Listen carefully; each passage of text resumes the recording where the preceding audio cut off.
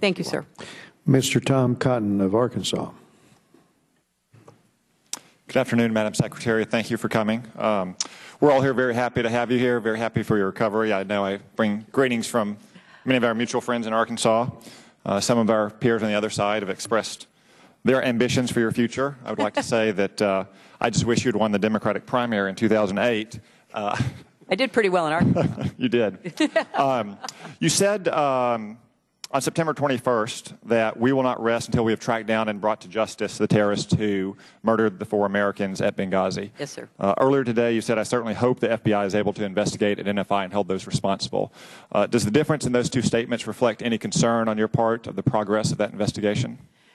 Well, Congressman, first, congratulations, and it's good to see you here. No, it does not, but I am conscious of the fact that talking about FBI investigations is something you have to be extremely careful about for obvious reasons.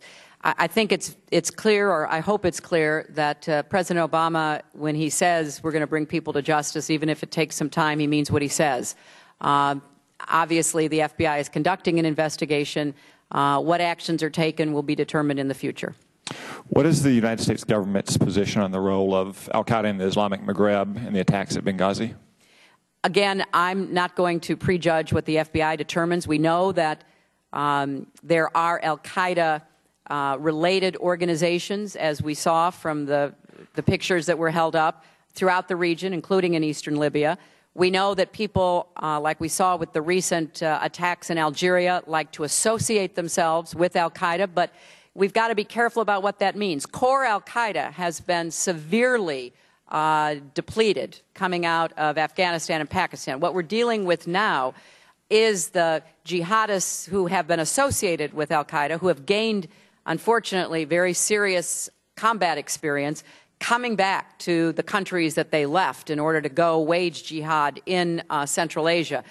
So whether they call themselves al-Qaeda or Boko Haram or Ansar al-Sharia, they are all part of the same global jihadist movement, and there may be differences between them, but their goals are unfortunately similar and pose threats to us and our partners.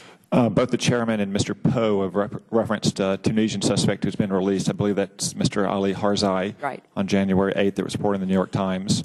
Do you find it distressing that the Tunisian government has released that gentleman in light of the hundreds of millions of dollars of aid we've given them over the last 2 years? At this point, Congressman, I do not, for 2 reasons. First, I had a long conversation with high-ranking Tunisian officials about this, as did Director Mueller of the FBI when he was there in person.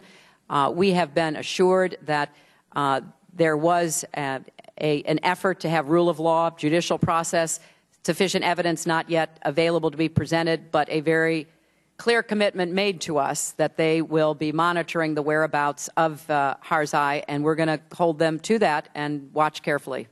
Thank you, Madam Secretary. Mr.